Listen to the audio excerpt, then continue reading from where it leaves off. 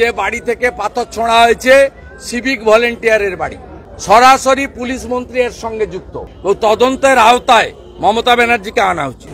আপনাকে বলে দিই, তথ্য সংস্কৃতি দপ্তর সম্পূর্ণভাবে আমি এক স্যান্ডেলে খুনি দেব কিভাবে মিডিয়াদেরকে তথ্য সংস্কৃতি দপ্তরের ডিআইসিও বা এসডিআইসিওরা আপনাদের হোয়াটসঅ্যাপ গ্রুপে মুখ্যমন্ত্রীর পলিটিক্যাল প্রোগ্রাম দিচ্ছে। আমি গতকাল শুনে এসেছি উত্তর দিনাজপুরের রায়গঞ্জ লোকসভায় 14,000 লোক সাংস্কৃতিক শিল্পী ভাতা পান। তাদেরকে ওই জেলার ডিআইএসও তিনি ডিআইসিও ফোন করে বলছেন তৃণমূলকে ভোট দিতে হবে। আমি লোকশিল্পীদেরকে বলছি ফোন রেকর্ড করে আমাকে পাঠান, আপনারা আমার হোয়াটসঅ্যাপ নাম্বার সবাই জানে, আপনারা আমার কাছে পাঠান। ওই ভদ্রলোকের চাকরি কি করে থাকে সে ব্যবস্থা আমি করব, যতদূর যেতে হয় যাব।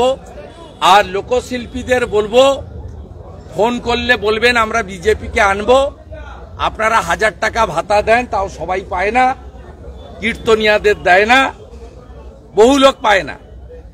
ভারতীয় জনতা পার্টিকে আমরা আনবো, যেমন অন্নপূর্ণা ভান্ডারে 3000 টাকা করে দেবে বলেছে বিজেপি, তেমনি লোকপ্রসাদ শিল্পী ভাতা, বার্ধক্য ভাতা, বিধবা ভাতা, দিব্যাঙ্গ ভাতা, তফসিলিদের ভাতা, কৃষকদের ভাতা, জনজাতিদের ভাতা 1000-এর বদলে 3000 টাকা করে বিজেপি ক্ষমতায় আসার প্রথম মাস থেকেই দেবে।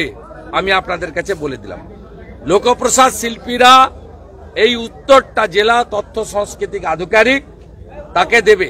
এগুলো সব করাচ্ছে ওই যে মুখ্যমন্ত্রী সবাই লোক হচ্ছে না, একদম লোক হচ্ছে না।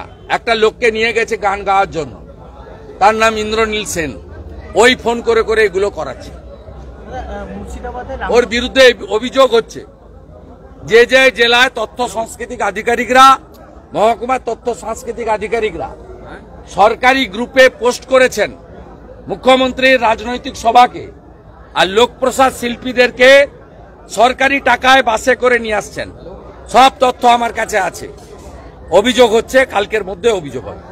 রামনবমীর দিন মুর্শিদাবাদে যে মিছিলে হামলা হয়েছে সেটা নিয়ে এনআইএ তদন্ত দাবি করে দৃষ্টি আকর্ষণ করা হয়েছে। খুব সঠিক, বোমা ব্যবহৃত হয়েছে। পারমিশন নেওয়া মিটিংয়ে যেভাবে সংগঠিতভাবে, এবং শুনলে অবাক হয়ে যাবেন, শক্তিপুরে যে বাড়ি থেকে পাথর ছোঁড়া হয়েছে সিভিক ভলেন্টিয়ারের বাড়ি।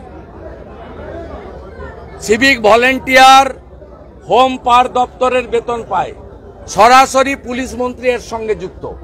এনআইএ তদন্ত হওয়া উচিত, ও তদন্তের আওতায় মমতা ব্যানার্জিকে আনা উচিত। আমাদের ভিডিও ভালো লাগলে লাইক এবং শেয়ার করুন, কমেন্ট সেকশনে গিয়ে জানান আপনাদের মতামত। আরও ভিডিও পেতে আমাদের চ্যানেল সাবস্ক্রাইব করুন এবং প্রতি মুহূর্তে খবরের আপডেট পেতে প্রেস করুন বেল আইকন।